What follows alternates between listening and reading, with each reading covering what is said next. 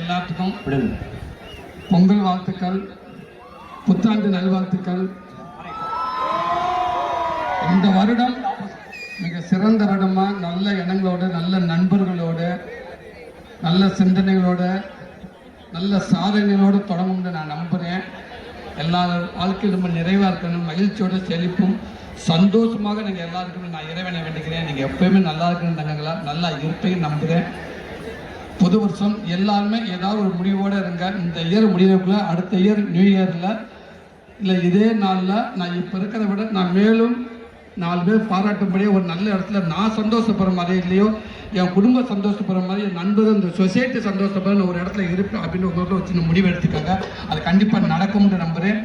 வாழ்த்துக்கள் தங்கச்சிகளா, என் அன்பு தம்பிகளா, வாழ்த்துக்கள், வாழ்த்துக்கள், பொங்கல் வாழ்த்துக்கள்.